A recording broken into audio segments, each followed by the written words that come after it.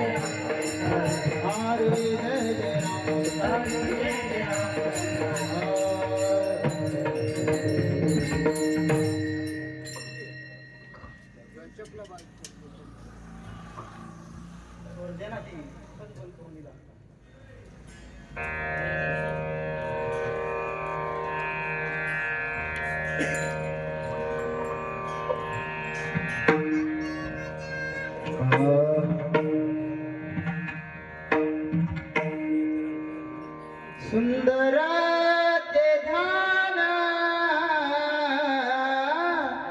उभे विठ्ठल सुंदर ते ध्यान उभे विठ्ठल सुंदर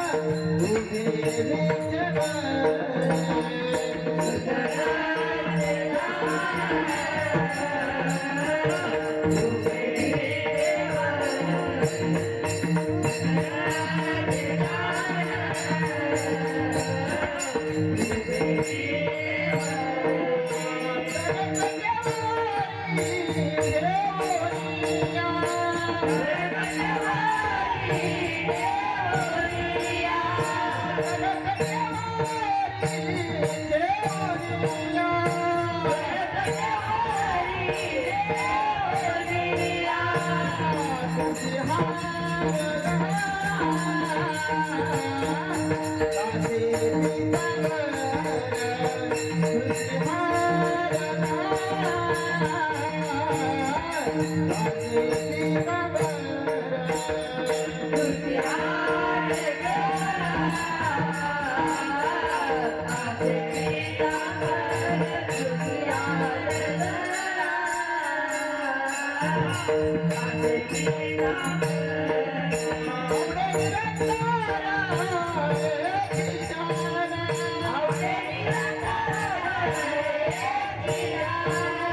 Thank you.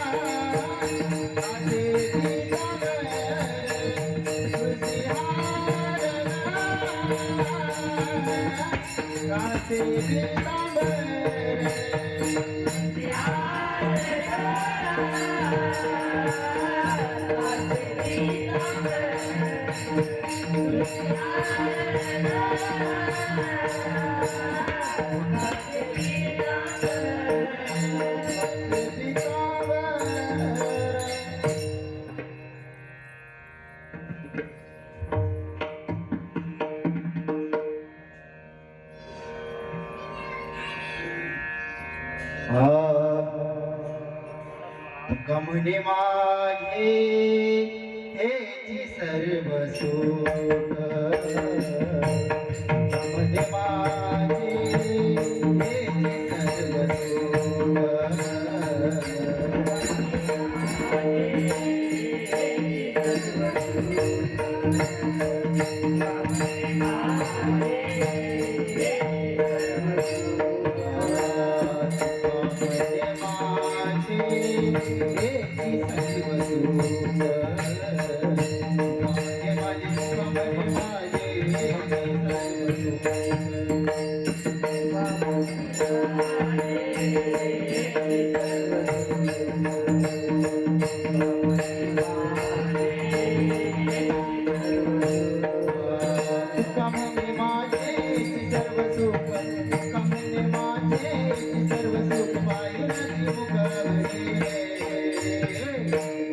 तुळसी हार गळा साज पितांबर तुळसी हार गळा साज पितांबर तुळसी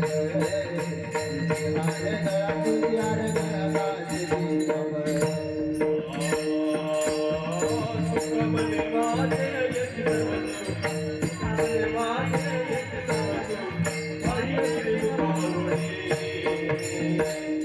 तुळसी हार गळा साज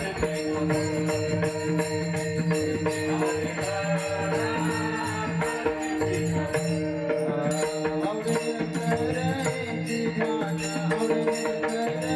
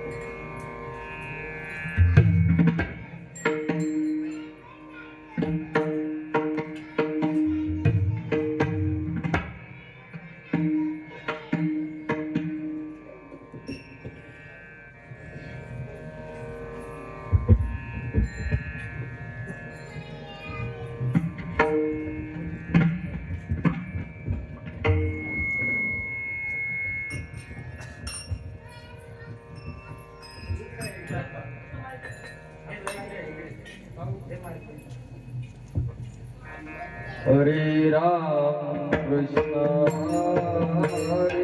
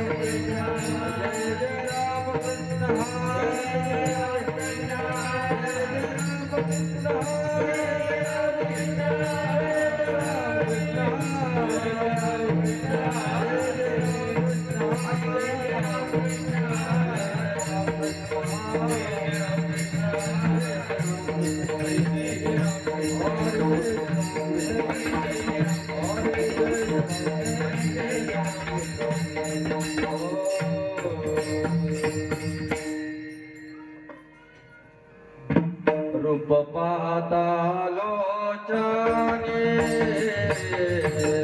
रूप पाहता लोचने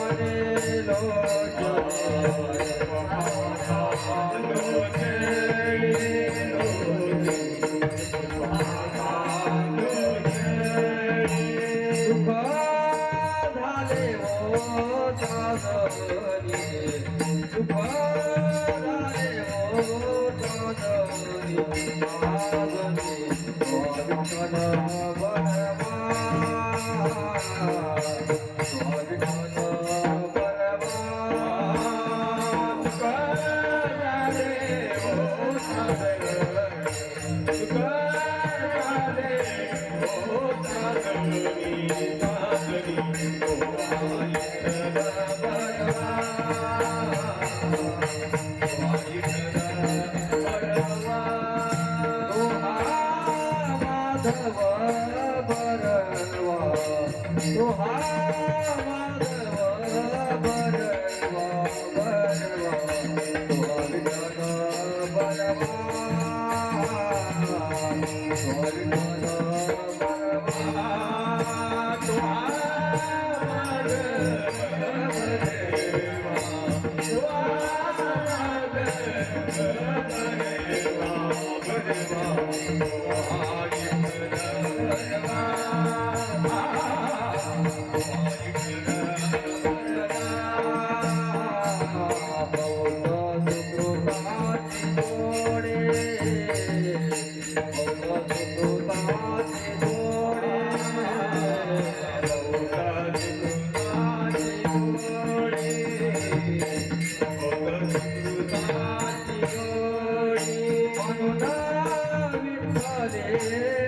आवडी म्हणून विठ्ठले आवडी आवडी विठ्ठल बरवा विठ्ठल बरवा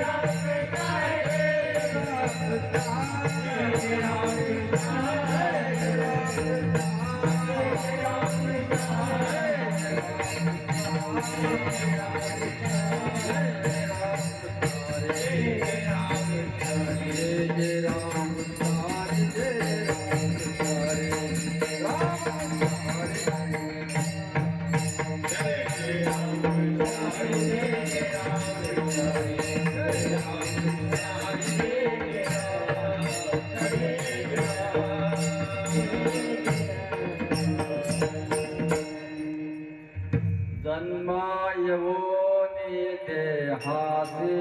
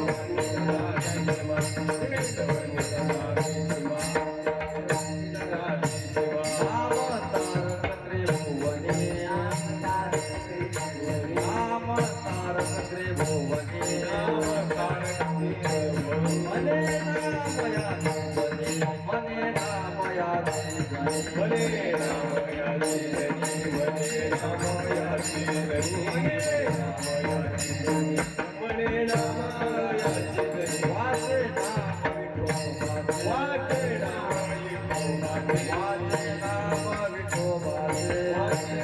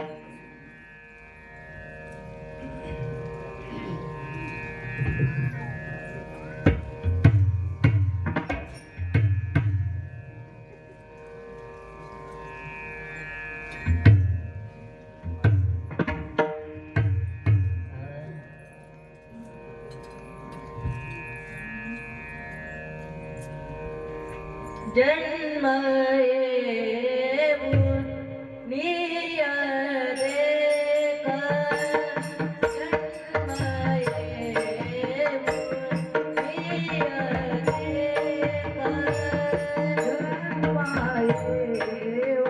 येऊन निया देखा जन्म येऊन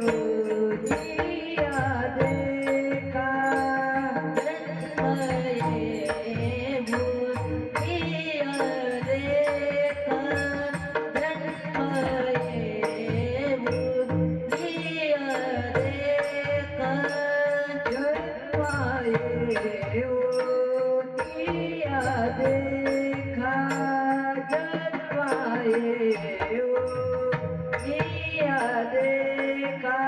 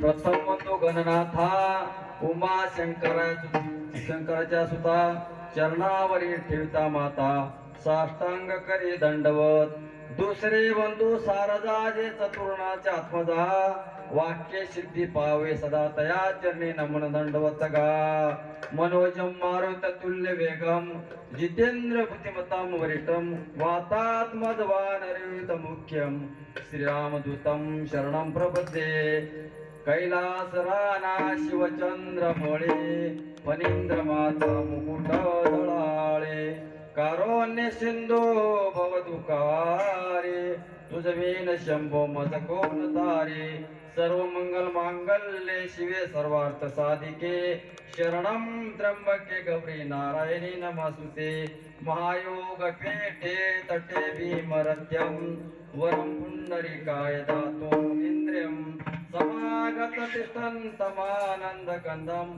परमलिंगं भजे पांडुरंग करू प्रथमलवार पांडुरंग करू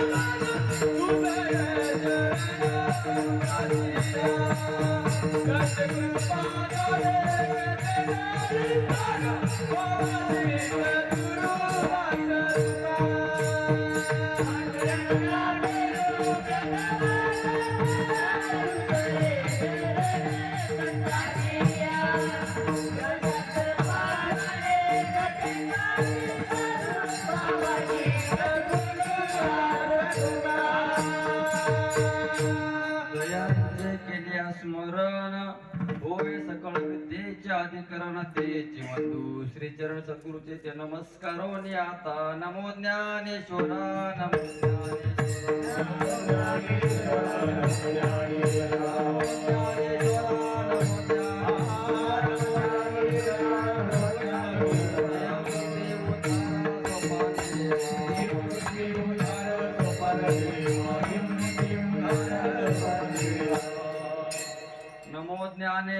नमो ज्ञानेश्वरा निवृत्ती उदार सोपान देवा मुक्ताबाई नमो त्रिभुवन पावनी आदत्र जननी देवाची श्री संताची माता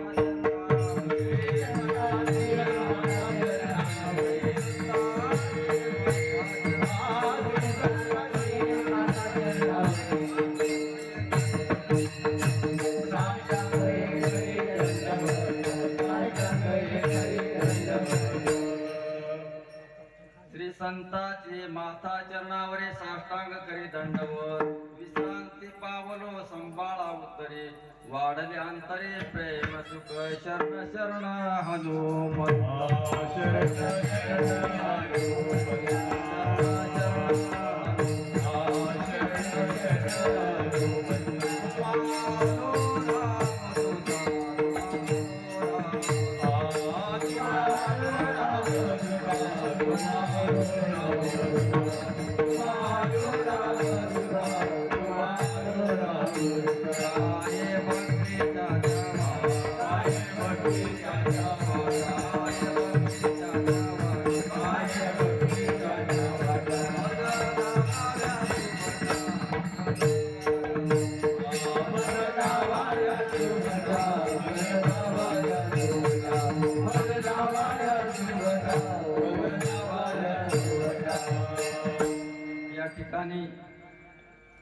अभंगाचा भावार्थ सांगण्यापूर्वी परिहार देणं उचित ठरेल.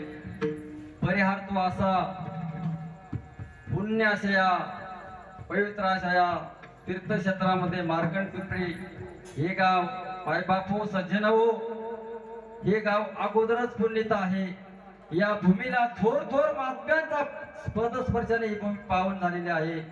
म्हणून हे जे गाव आहे हे खूप पुण्य आणि पावन असं या ठिकाणी मोठमोठे साधू संतांच्या पदस्पर्शाने ही भूमी अगोदरच पावन आहे. आणि म्हणून तुमचं आमचं या ठिकाणी खूप भाग्य आहे. भाग्य समजावं का की मागे जर बघितलं तर आई जगदंबेचं मंदिर आहे आणि तिच्या अंगणामध्ये आपण रांगत आहोत, राबतो आहोत, आनंदाने बागडत आहोत. म्हणून आपण भाग्यवान आहोत. आणि बाजूला पाहिलं तर थोरासे महात्मे संत मार्कंड ऋषीचं स्थान आहे.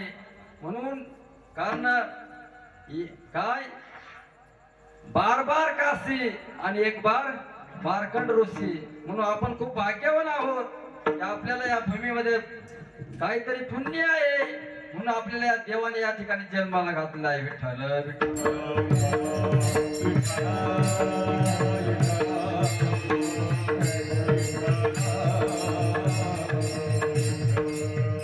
म्हणून या ठिकाणी तुमचा आमचा एक योग आहे की हनुमान जयंती निमित्त अखंड हरिनाम सप्ताह 3.5 दिवसाचा या ठिकाणी संपन्न होत आहे.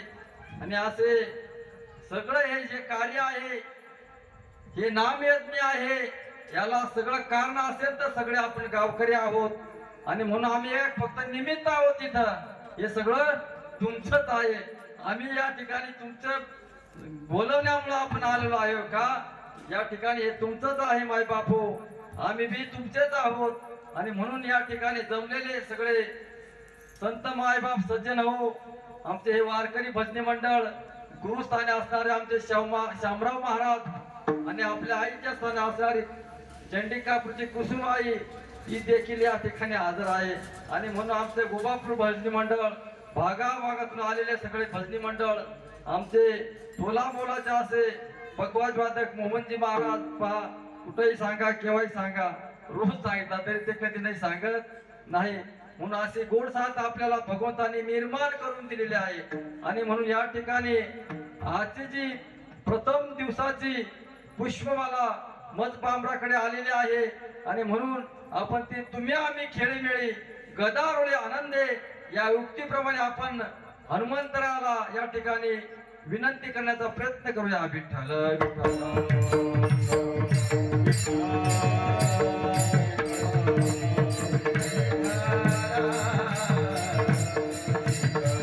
या ठिकाणी घेण्यात आलेला अभंग या ठिकाणी श्री नामदेव महाराज यांची एकमेवासी भक्त दासी जनाबाई यांचा 4 चरणाचा अभंग सेवेसाठी नामपर प्रकरणातले घेतलेला आहे. या ठिकाणी जनाबाई महाराज म्हणतात, जन्मा येऊन या देख करा देहाचे सार्थक, नाम विठोबाचे वाचे तेने सार्थक या देहाचे, ऐसा नामाचा महिमा शेष वर्णिता झाले सीमा, नाम तारक त्रिभुवनी, नाम तारक त्रिभुवनी म्हणे नाम याचे जणे, नाम विठोबाचे वाचे तेने सार्थक या देहाचे. विठ्ठल विठ्ठल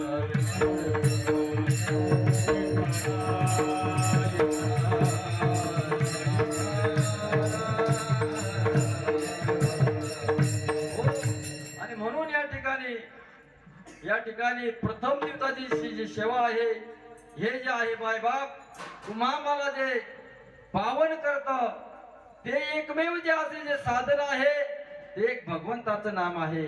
आणि म्हणून या ठिकाणी जनाबाई महाराज म्हणतात की जन्मा येऊन या देख करी देहाचे सार्थक, हो नाम विठोबाचे वाचे तेने सार्थक या देहाचे. कोण म्हणत? जनाबाई महाराज म्हणतात जन्मा येऊन या देख, हो. आणि म्हणून नाम विठोबाचे वाचे तेने सार्थक या देहाचे, ऐसा नामाचा महिमा शेष वर्णिता झाली सीमा, नाम थोर त्रिभुवनी म्हणे नाम याची जणी. कारण या जगामध्ये श्रेष्ठ असेल तर एकमेव जे आहे साधन ते फक्त भगवंताचं नाम आहे, त्या व्यतिरिक्त दुसरं साधन आहे असं ठामपणे या ठिकाणी जनाबाई महाराज तुम्हा मला सांगतात. मायबाप आपल्याला हा जो देह सार्थकी लावायचा असेल तर एकमेव पावन करायचा असेल तर एकमेव जे साधन आहे ते फक्त भगवंताचं नाम आहे. आपले मारुतीराय पहा, हनुमंतराय पहा, का त्यांच्या अंगी एवढी पावर का आली, एवढी शक्ती का आली? त्यांच्या मुखामध्ये सतत जय श्रीराम जय श्रीराम सतत त्यांचा नाम घोष चालू होता आणि म्हणून त्यांच्या अंगी एवढी शक्ती आली. सहज समुद्र तरुण गेले. एकमेव जे साधन होतं ते फक्त भगवंत प्रभुरामाचं ते ध्यान करत असायचे. एकदा असंच झालं मायबाप, जसं पहा बाया बाया एकत्रच बसल्या तर खूप एकमेकांना चालतात, असं तो भारी तो भारी. पण एकदा झालं काय, कौशल्या माता, अंजनी माता आणि लोपामुद्रा तिघी जणी एका ठिकाणी बसल्या आणि त्यावेळेस त्यांच्या मोठ्या गफा रंगल्या आणि त्या गफा रंगल्या असताना त्यावेळेस कौशल्या माता सांगू लागली, हो की म्हणे माझ्या रामाने असा सेतू बांधला की सहज ते समुद्र तरुण गेले, त्यांना काही जास्त अट्टहास लागला नाही. हो, तिचं बोलणं संपवत लगेच अंजनी माता सांगू लागली, अहो म्हणे तुमच्या रामाला सेतू बांधावा लागला, खूप कष्ट सहन करावं लागले, यातायाती करावं लागल्या, परंतु आमच्या हनुमान राय म्हणे एक उडाणामध्ये सहज लंकेमध्ये गेले. विठ्ठल विठ्ठल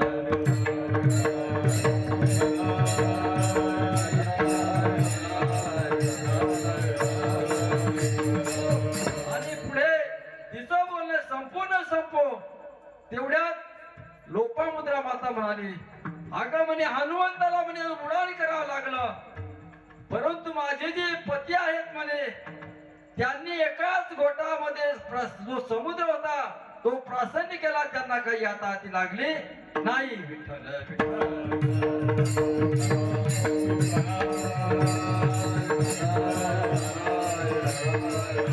हो, मला एक सांगा या ठिकाणी, मग श्रेष्ठ कोण, राम श्रेष्ठ हनुमान श्रेष्ठ का अगस्त्य मुनी श्रेष्ठ? त्यावेळेस हनुमंताचं आणि भगवान प्रभू रामचंद्राचं बोलणं त्या ठिकाणी त्यांनी ऐकलं. त्यावेळेस भगवान प्रभू रामचंद्राने सांगितले, अरे हनुमंता म्हणे यांची समजूत काढ म्हणे. विठ्ठल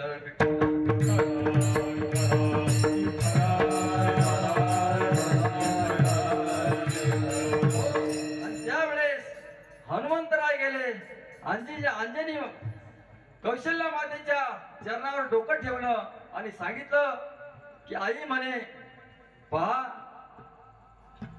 की कौशल्या माता म्हणत होती की राम सहज सेतू बांधला, परंतु सेतू बांधत असताना जे नळनिर्वाणांना जो आशीर्वाद होता की एका दगडावर रा आणि दुसऱ्या दगडावर म असं त्यांनी जो लिहिलं ते राम नाम लिहिलं, ती जी शक्ती होती ती राम नामाची होती, म्हणून ते सहज त्यांनी फुल बांधला. त्यात आमचं काही नाही. पुढे हनुमंतराय म्हणाले की अंजनी मातेला सांगू लागले, आई म्हणे मी सहज समुद्र सहज एका उडाणामध्ये त्या ठिकाणी पार केला, परंतु माझ्या अंगी माझी जी शक्ती आहे ती नाही. मी सतत भगवान श्रीरामाचं ध्यान करतो, त्या श्रीरामाच्या शक्तीने मी सहज समुद्र तरुण गेलो. विठ्ठल विठ्ठल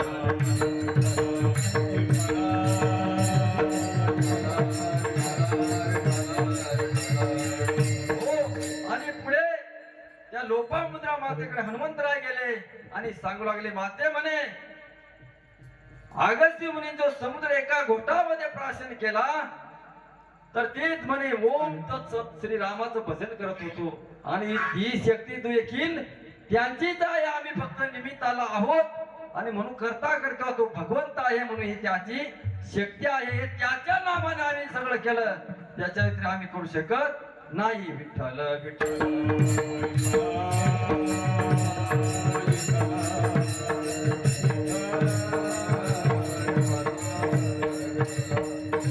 आपल्याला या ठिकाणी जास्त वेळ घ्यायचा, थोडं नामाचं जे महत्व आहे ते सांगू आणि आपण थांबूया, कारण रोजचेच कार्यक्रम चालू आहेत. एक वेळेस काय झालं मायबाप, या त्रिभुवनामध्ये देव शेष आणि मानव यांच्यामध्ये वाद झाला. काय वाद झाला की हे जे रामायण आहे ते कुठून आलं म्हणे, कोणी तयार केलं. त्यावेळेस 32 कोटी 33 कोटी 33 लक्ष 33,333 एवढे श्लोक होते त्या रामायणाचे. आणि त्यावेळेस हे म्हणजे देवलोक, नागलोक आणि मानव लोक यांच्यामध्ये भगवान शिवाने सारखी त्या श्लोकाची वाटणी केली. परंतु एक जो श्लोक होता तो 32 अक्षराचा होता. त्यामुळे तिघांना 10 वाटले आणि 2 अक्षरे जे उरले त्या वाटणीचा हिस्सा म्हणून भगवान शिवाने जे 2 अक्षर ते राम नाम होतं ते त्यांच्याकडे ठेवून घेतलं. विठ्ठल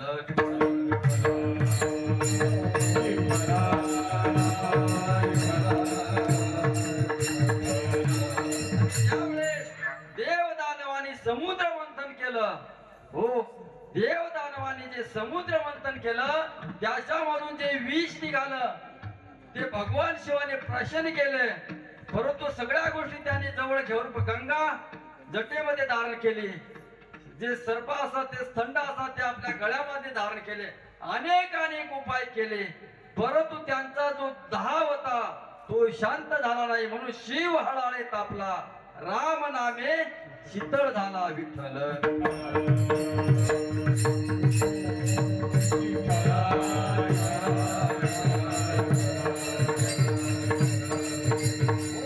आणि म्हणून असं जे नाम आहे नाही का हे तुम्हा मला पावन करत, परंतु आपण त्याच्याकडे लक्ष देत नाम गाऊ नाम घेऊ,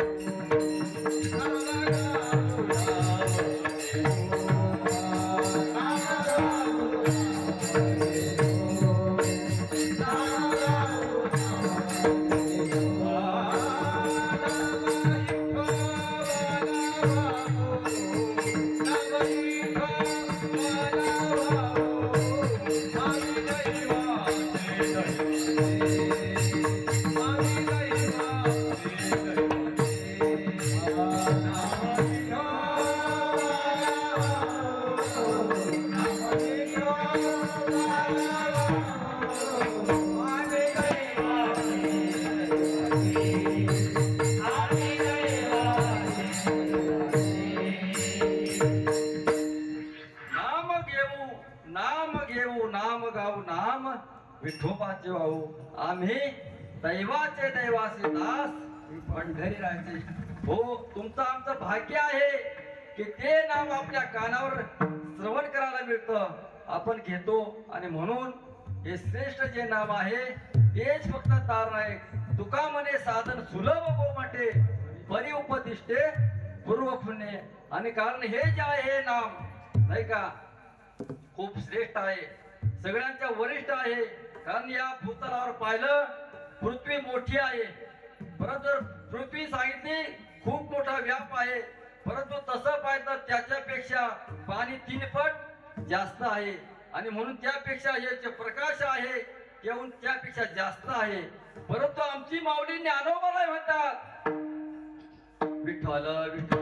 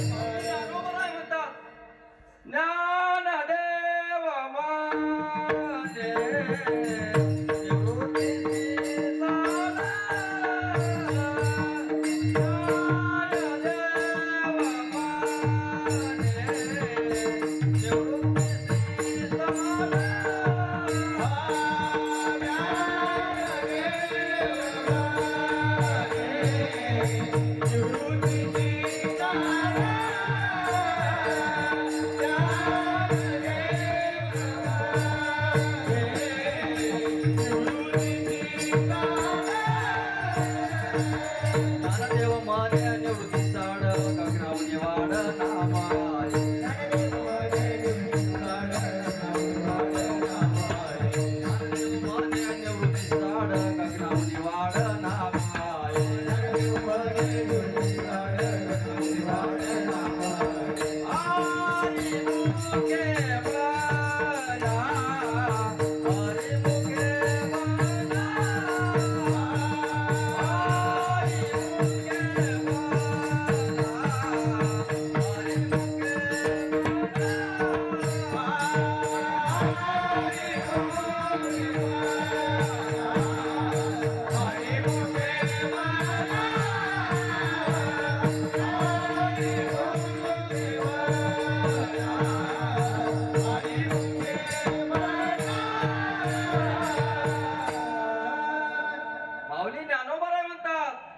ज्ञानदेव पुसे निवृत्तीशी ताडणे गगनावनी वाढ नाम आहे त्याच्यापेक्षा अजून श्रेष्ठ काही झालेलं नाही. आणि म्हणे हे नाम आहे मायबाप ते तारक आहे. हो, एकदा काय झालं माहित आहे का? ज्या भोज राजाच्या दरबारामध्ये खूप विद्वान पंडित कालिदास होते. पूर्वी होऊन गेलेला कालिदास खूप महान पंडित होऊन गेले. त्या भोज राजाच्या दरबारामध्ये ते चाकरी करत असताना पंडिताची त्यावेळेस असंच एकदा ते न सांगता निघून गेले राज्यातून. कुठे गेले काय पत्ता सांगितला नाही. त्यावेळेस बरेच दिवस गेल्यानंतर शेजारच्या राजाच्या पंडिताने त्या भोजराजाला पत्र पाठवलं की मी तुमच्या राज्यामध्ये येणार आहे म्हणे. कारण पंडित कसे वाद करतात नाही का, एकाने प्रश्न उत्तर विचारतात त्याने उत्तर दिलं नाही तर ते असं हारायचं असं जिंकायचं असं. त्याने पत्र पाठवलं की म्हणे मी अमक्या अमक्या दिवशी तुमच्या राज्यामध्ये येणार आहे म्हणे वाद करण्यासाठी. त्यावेळेस भोजराजे होते मायबाप विचारात पडले, कारण आमचा जो खरा पंडित कालिदास तो राज्यामध्ये नाही आहे. त्यांना मोठा प्रश्न पडला त्या ठिकाणी. असं होत असताना ती चिंते झाले. परंतु एक मात्र साधा असा मनुष्य होता गांगू, त्याने एक डोळ्याने आंधळा होता आणि सहज त्या राजाची आणि त्याची भेट झाली. महाराज म्हणे तुम्ही का बरं चिंता करता आहात? हो, त्यावेळेस त्यांनी सांगितलं, राजाने सांगितलं भोज राजाने, अहो म्हणे तुला काय सांगू, माझा प्रश्न सुटणार आहे का म्हणे. नाही नाही म्हणे सांगा तर खरं, सुटला तर सुटला. परत ते भोज राजा म्हणे अरे तुला काय सुटू शकत नाही म्हणे. नाही म्हणे सांगत तर सांगून तर पहा म्हणे, सुटलाच नाही तर नाही की बात, मी कुठे विद्वान पंडित आहे. त्यावेळेस त्याने सांगितलं की शेजारच्या राज्यातला पंडित आपल्या राज्यामध्ये येणार आहे वाद करण्यासाठी. त्यावेळेस त्या गंगू त्याला ठरवलं, अहो महाराज म्हणे एवढा छोटासा प्रश्न तुम्ही काय एवढी चिंता करता म्हणे. झालं म्हणे मी करतो सगळं प्रश्न सॉल्व करतो. त्यावेळेस त्याने ठरवलं आणि झालं म्हणे कोण करील म्हणे ते म्हणे मी करतो. हो म्हणजे त्याला म्हणे पत्र पाठवा की त्याला बोलवा म्हणे वाद करण्यासाठी. त्याने लगेच म्हणे पत्र पाठवलं म्हणे कोण माझ्यासाठी वाद करण्यासाठी येणार आहे. त्यावेळेस त्याने सांगितले की कालिदासाचे गुरु म्हणे वाद करायला तयार झाले आहेत. नुसतं त्यांचं नाव सांगितल्यावर त्याचा निमा त्या ठिकाणी सरकार झाला म्हणे. आता कालिदास एवढा श्रेष्ठ, त्याचे गुरु किती श्रेष्ठ असतील. विठ्ठल विठ्ठल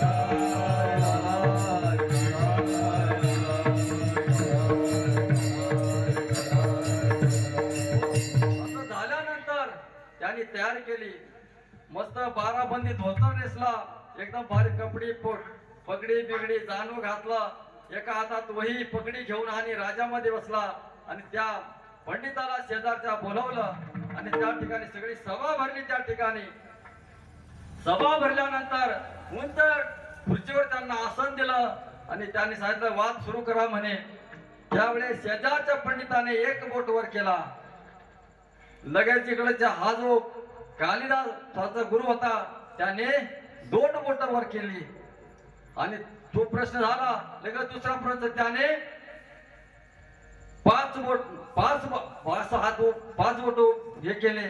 याने लगेच असे मुठ अशी त्याला दाखवली. विठ्ठल विठ्ठल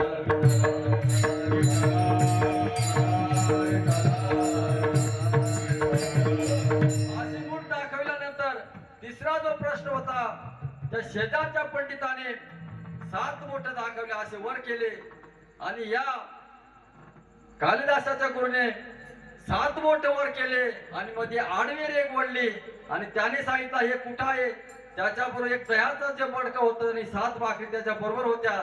त्याने ते दह्याचं मडकं पुढे केलं आणि त्याच वेळेस त्याने सांगितलं की जो बाहेरचा पंडित होता तो म्हणे मी हरलो म्हणे. कालिदासाचे जे गुरु आहेत हे विजयी झाले. विठ्ठल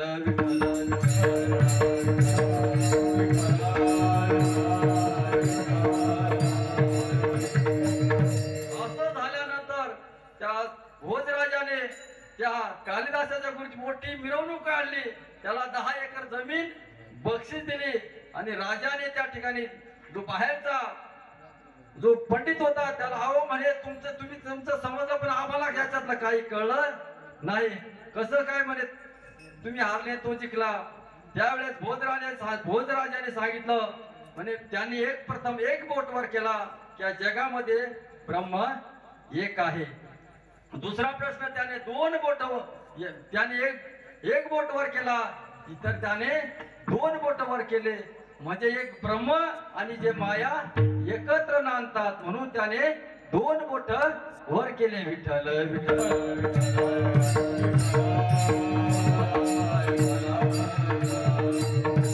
आणि तिसरा जो प्रश्न होता त्याने 5 बोट वर केले असा पंजा दाखवला. तर मात्र कालिदासाच्या गुरुने अशी मूठ अशी दाखवली. या म्हणजे या ठिकाणी जे पंचभूत आहेत ते 5 आहेत, परंतु तुमच्या गुरुने सांगितलं जे पंचभूत आहेत ते म्हणे आपल्या शरीरामध्ये एकत्र नांदतात म्हणून अशी त्याने एक मूठ दाखवली.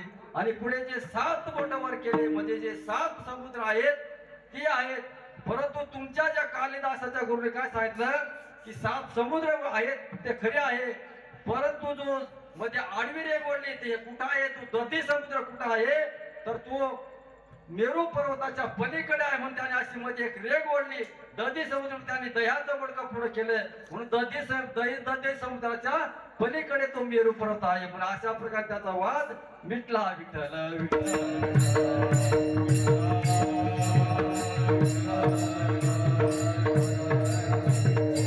म्हणजे मला इथे एक सांगायचं आहे की नुसता त्याच्या तो खरा पंडित होता का नाही, खरा नव्हता, परंतु त्याने त्याच्या गुरुचं स्मरण केलं तरी देखील तो सहज विजयी झाला. म्हणून या नामामध्ये एवढी ताकद आहे की ते सहज धरले जातात. विठ्ठल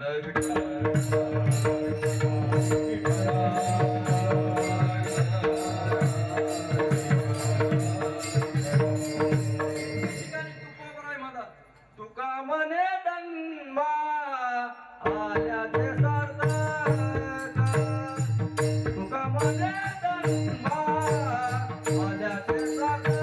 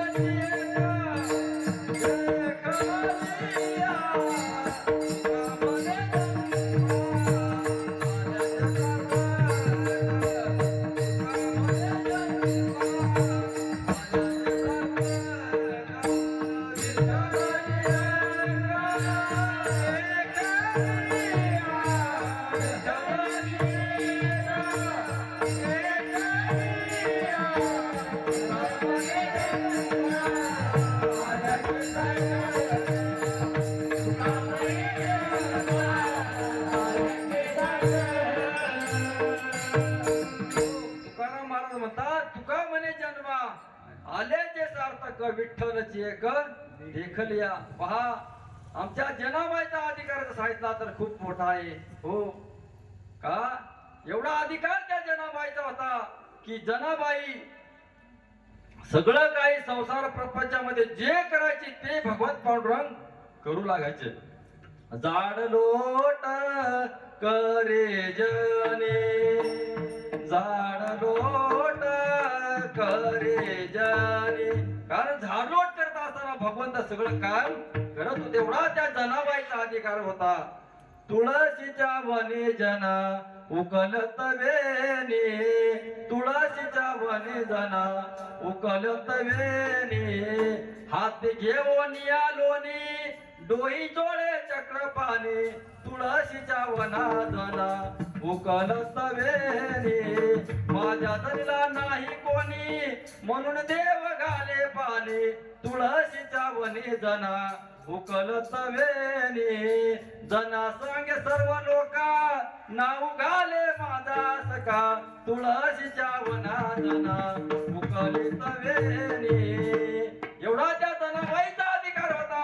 हो, परंतु माय बाप तिने तो देव आपलासा केला आणि म्हणून अभंगाच्या प्रथम चरणामध्ये जनाबाई सांगते,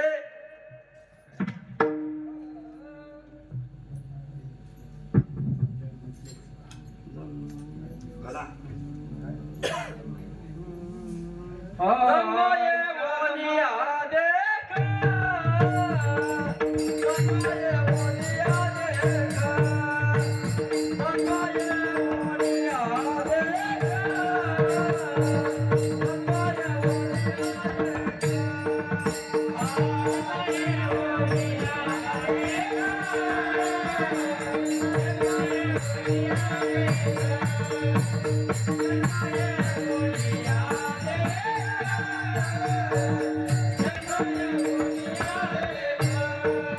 गणाते हाते नतगा, गणाते हाते नतगा, ओ नाम बाते बाते, बाते नाम तो बाते, गणाते हाते नतगा, गणाते हाते नतगा,